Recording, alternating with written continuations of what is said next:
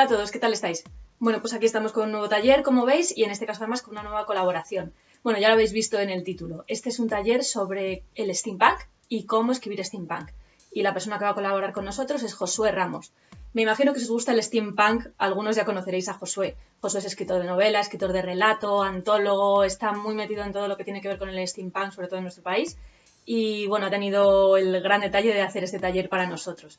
Así que bueno, como en otros vídeos, yo le iré haciendo una serie de preguntas y él nos las responderá y luego también hablaremos un poquito de él y de sus proyectos. Así que si os parece, vamos a ver ya en qué consiste el vídeo. Punto 1. Definición de steampunk. Punto 2. Lecturas de referencia. Punto 3. Autores de referencia. Punto 4. Características del género. Punto 5. Preparación para escribir steampunk. Punto 6. Otros consejos. Y punto 7. Un poquito sobre Josué Ramos. Espero que haya quedado claro y vamos ya con el taller. La primera pregunta obligada. ¿Qué es el steampunk? Para definir el steampunk podemos usar una definición muy sencilla. Es un subgénero literario de literatura de ficción en el que, ambientado en el siglo XIX, tomando las bases del siglo XIX, de finales del siglo XIX, de su tecnología, de sus costumbres, de sus civilizaciones, los imperialismos, la forma de las clases sociales, la forma de cómo era el mundo en aquel entonces. Trasladamos cómo era el mundo en aquel entonces a nuestra ficción y lo hacemos desde el punto de vista que nos da haber vivido ya todo el siglo XX y verlo desde lejos. Tenemos el privilegio de, desde el futuro, echar un ojo atrás para poder ver cómo se ha desarrollado todo.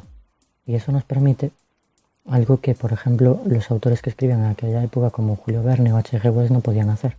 Ellos escribían en anticipación, imaginando cómo les gustaría que fuese el futuro, cómo les gustaría que fuese el siglo XX. Nosotros podemos hacer lo mismo que ellos desde otro punto de vista. Ya no podemos hacer anticipación porque el punto de vista de nuestra época nos condiciona. Sin embargo, sí podemos volver a escribir sobre aquella época juzgando cómo se han hecho las cosas.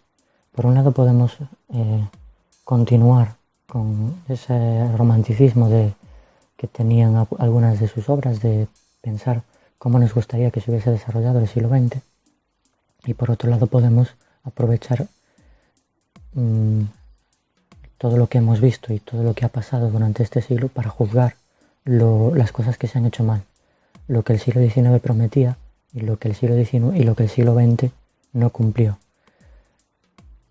Yo creo que el mayor atractivo del steampunk, más allá del romanticismo que nos aporta reimaginar el siglo XX como nos hubiese gustado que fuese, desde mi punto de vista personal, el mayor atractivo que tiene es juzgar al siglo XIX y decirle que las cosas no han sido como nos prometían, que el siglo XX no se ha desarrollado como nos prometían y que hay muchas cosas que hemos hecho mal. Creo que el principal atractivo del steampunk es ese, y ahora mismo, a principios del siglo XXI, estamos en una época en la que estamos muy desencantados con lo que ha sucedido, muy desencantados con cómo se ha desarrollado todo, y nos estamos viendo abocados a un desastre. Y creo que si el steampunk está teniendo auge en estos momentos es precisamente por eso. Igual que las distopías o las historias posapocalípticas tienen auge estos días, porque estamos viendo que nos gustaría que las cosas hubiesen sido de otra forma y necesitamos juzgar cómo están las cosas. Y el steampunk lo hace indirectamente, como lo hace siempre la ciencia ficción, indirectamente, pasando por el filtro del siglo XIX. Podemos juzgar al siglo XXI tomando como metáfora el siglo XIX. ¿Qué podemos leer de este género para empezar a conocerlo? Si queremos empezar a conocer obras steampunk, empezar a leer sobre este subgénero, yo recomendaría empezar con antologías, porque las antologías nos permiten tener pequeños fragmentos de texto de muy diversos autores, cada uno con su punto de vista. Y el steampunk es algo tan amplio, abarca tanto, que se puede desarrollar desde muchos puntos de vista, se puede desarrollar en el terror, en la fantasía, en la ciencia ficción, y cada autor lo hace desde una forma muy diferente. En España se han editado la serie de antologías Acronos en Tyrannosaurus Books, de la cual Pablo César Ramírez desde México y yo somos coordinadores. Y nuestro principal interés, nuestra principal preocupación a la hora de coordinarlas era buscar autores que ya conociesen el steampunk, que ya supiesen hacer steampunk y que Acronos también les ayudase a seguir desarrollando el steampunk. Por eso hay muchos puntos de vista y con autores maduros en este subgénero. Sobre todo en el primer tomo, en Acronos hemos ido subiendo el listón de lo que sería el subgénero, y el primer tomo como iniciación creo que es el que mejor funciona, porque puede ser leído por cualquiera sin necesidad de tener conocimientos previos. Y por otro lado, hay otras 2 antologías que publicó la editorial Nesky en su sello Fábulas de Albión, que en su caso tiene muchos puntos de vista más, con autores que no conocían tanto el steampunk o no lo desarrollaron como autores en sus obras, tanto como los de Acronos, pero que son autores de peso, maduros y conocidos, mucho más conocidos por el público. Por otro lado, fuera de la ficción, yo recomendaría la Biblia Steampunk. Es una obra escrita por Jeff Vandermeer hace unos años, muy interesante, que nos muestra cómo es el steampunk en la literatura en 1 o 2 capítulos, pero a lo largo de todo el libro nos lo da a conocer como movimiento cultural, tanto en la literatura como en otras disciplinas. Nos muestra cómo nació, cómo resurgió en el siglo XXI, por qué resurgió, cuáles son sus bases y cómo se desarrolla en literatura, en música, en cine, en televisión, en arquitectura, en escultura, en ilustración, en moda, en muchas disciplinas. Nos da un punto de vista muchísimo más amplio del que nos da simplemente la literatura. Y como autores yo recomendaría también concretamente a Sofía Rey como, yo creo que el máximo exponente del steampunk infantil y juvenil. También a Javier Ruescas, porque tiene una serie de novelas juveniles, Las Crónicas de Fortuna, en la editorial Destino, bastante interesantes, que como steampunk infantil y juvenil pueden ser interesantes no solo para adultos, sino también para jóvenes, para niños. Y como autores internacionales, yo siempre recomiendo a Christopher Priest. Christopher Priest es más conocido por una novela, El Prestigio, por una novela ambientada al cine hace poco sobre ilusionismo, pero él escribió muchas novelas continuando la obra de Julio Verne y la obra de H.G. Wells dentro de sus universos, que es para mí unas novelas realmente interesantes que cualquier steampunk debería leer y conocer. ¿Cuáles dirías que son los autores de referencia en el steampunk? Como autores de referencia yo citaría principalmente a Eduardo Vaquerizo. Yo creo que es el principal referente en España a nivel de steampunk. Tiene varias novelas y una antología ambientadas en el mismo universo, que es el universo de Tinieblas, que publicó con la editorial Spórtula, y es una ucronía de la historia de España. Ha reinventado totalmente la historia de España en un marco steampunk. Y el principal atractivo que tienen sus obras es que se olvida totalmente de lo anglosajón, que es la forma en la que el steampunk nació. Se olvida de lo anglosajón, del imperialismo británico, y cuenta la historia de España. Historias españolas, con personajes españoles, con reyes españoles. También citaría por supuesto a Félix J. Palma. Y el atractivo que tienen las obras de Félix J. Palma, la trilogía victoriana de Félix J. Palma, es que quería contar una historia victoriana, quería contar una historia en torno a H.G. Wells y sus obras, sin saber lo que era el steampunk. Él mismo dijo más de una vez que cuando empezó esas obras no se paró a pensar en ningún momento en steampunk. No sabía lo que era, simplemente quería escribir una historia ambientada en la época victoriana y después le dijeron, oye, esto es steampunk. Y es muy interesante porque al leerle al leerle sus obras, esta trilogía, se nota que no estaba condicionado por pretender escribir una historia steampunk. Escribió con total fluidez, sin ningún tipo de peso en ese sentido, y eso logró que la trilogía fuese pues una trilogía muy vendida, muy demandada y muy atractiva para cualquiera al que le guste el steampunk. Si deseamos escribir una historia steampunk, ¿qué elementos deben aparecer obligatoriamente? Si queremos escribir en este subgénero, yo haría varias puntualizaciones importantes. La primera de ellas es que tengamos en cuenta que nació en los años 80 con el prefijo punk como hijo del cyberpunk. Claro, esto quiere decir que nació con la idea de contar historias que hiciesen crítica, que hiciesen autocrítica. El cyberpunk era un subgénero de la ciencia ficción que siempre pretendía hacer algún tipo de crítica, en la que la tecnología estaba en el punto máximo y las relaciones sociales en el punto mínimo. Había una descompensación enorme. El steampunk es muy visual, mucho más que el cyberpunk, por supuesto. Es muy visual, es muy atractivo visualmente. Sin embargo, esto, a pesar de ser uno de sus mayores atractivos, también es una de sus mayores trampas, porque podría llevarnos como escritores a perdernos en descripciones, a perdernos en imágenes y en crear unas historias muy visuales, pero con poca historia detrás. Y como escritores, tanto en este subgénero como en cualquier otro género que escojamos, siempre tenemos que contar una historia. Siempre tiene que ser importante saber qué vamos a contar. No lanzarnos a describir cosas sin tener una historia detrás. Creo que esto es algo muy importante, que es incluso difícil de que no se nos vaya la mano en descripciones, que no se nos vaya la mano en ser artificiosos, en hacer mucho ruido y pocas nueces, y en que hagamos relatos en los que parece que estamos describiéndole un cuadro a un ciego.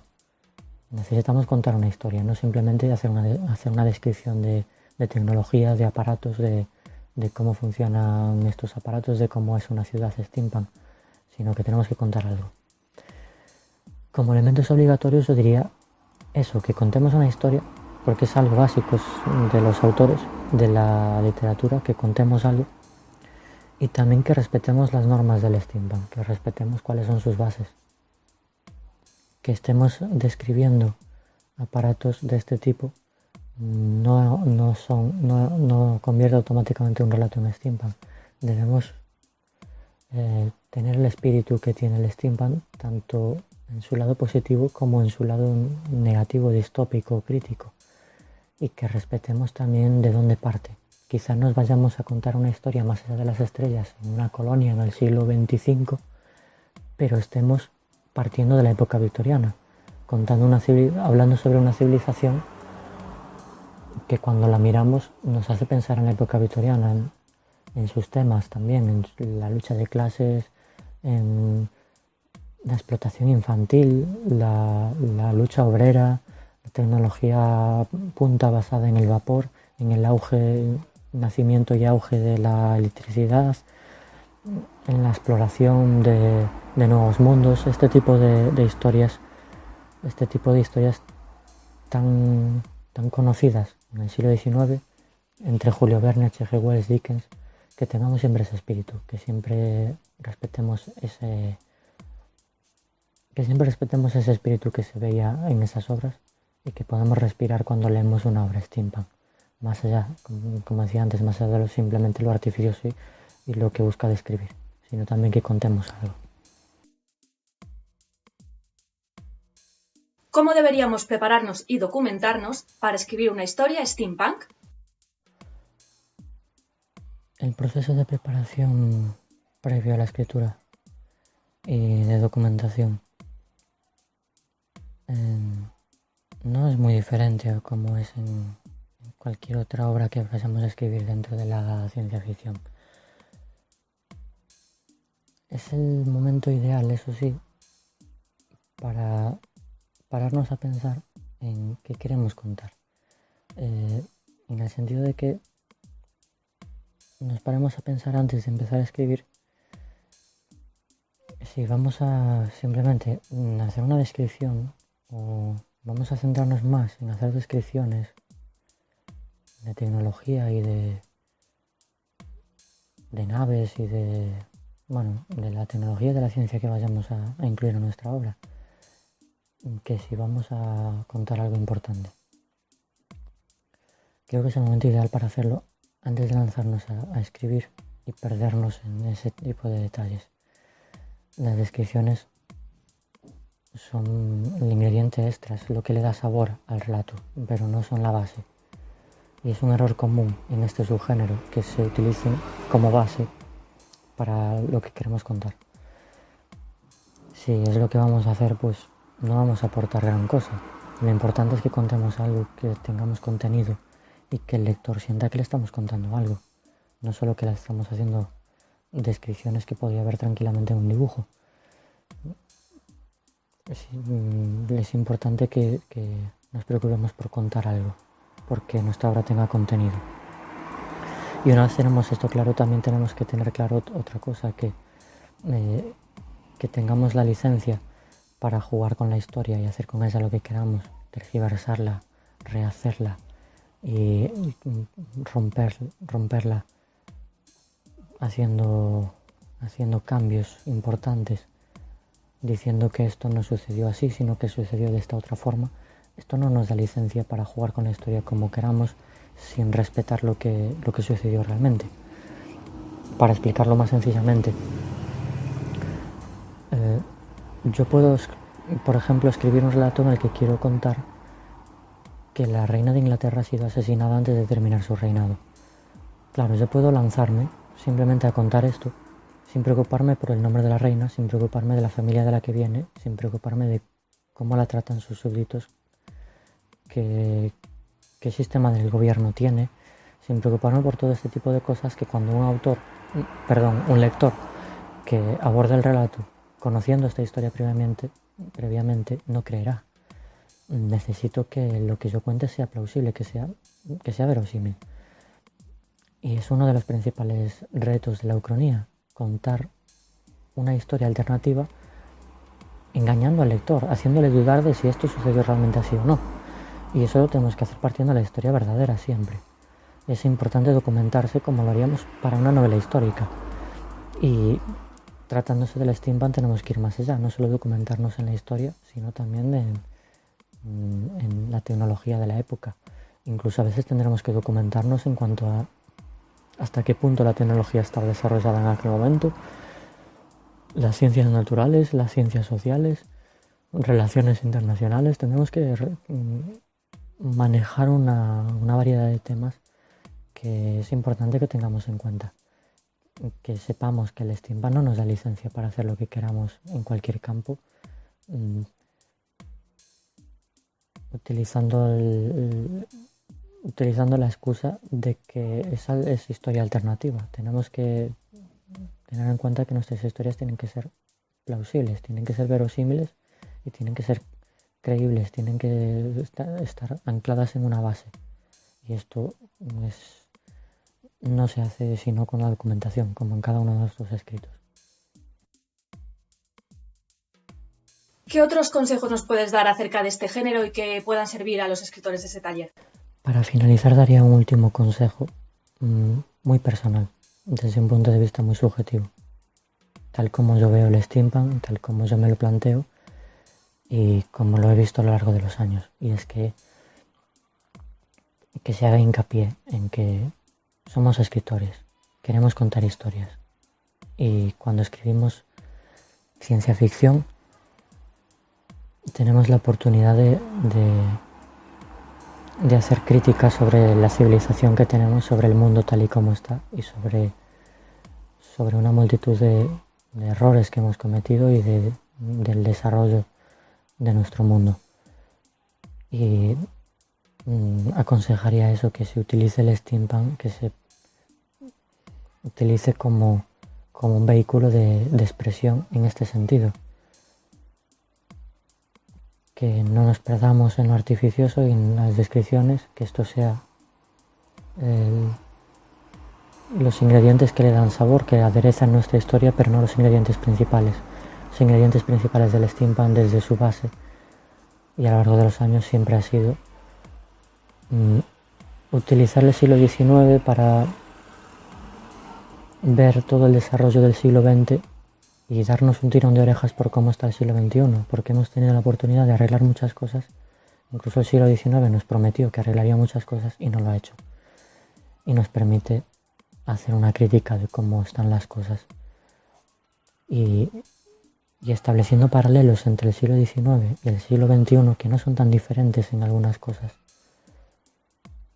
Poder contar historias con contenido, historias con peso, y que vayan más allá de lo que simplemente contamos, sino que transmitan algo al lector y que transmitan una enseñanza o una crítica al lector.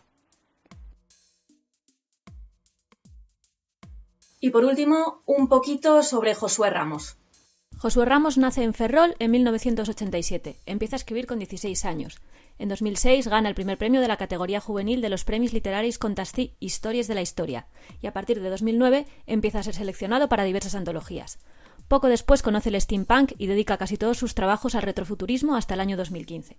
Dentro de este subgénero, publica 2 novelas y, junto a Paulo César Ramírez Villaseñor, coordina la serie de antologías Acronos para Tyrannosaurus Books, desde 2011 hasta 2016.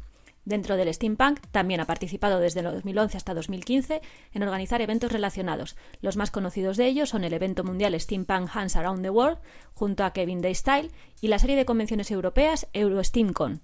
En 2015 publica su primera novela de corte ecologista, Páramos Lejanos, con Kelonia Editorial, y la antología Chikara, El Poder de la Naturaleza, junto a Ginny Balris, en homenaje a Hayao Miyazaki, con Taketombo Books en 2016.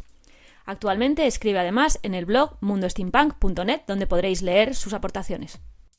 Pues esto es todo. Espero que este taller os haya resultado útil. Estoy segura de que así ha sido y de que os ha resultado muy interesante y seguramente será muy fructífero todo lo que habéis aprendido en este taller. Quiero darle las gracias a Josué y, bueno, sobre todo lo que hemos hablado os voy a dejar enlaces en los comentarios del vídeo, ¿vale? Para que los podáis seguir y podáis seguir pues leyendo, documentándoos y siguiendo todas estas cosas y siguiendo también a Josué. Así que nada más por el momento. Espero que nos vemos en un próximo vídeo y hasta luego.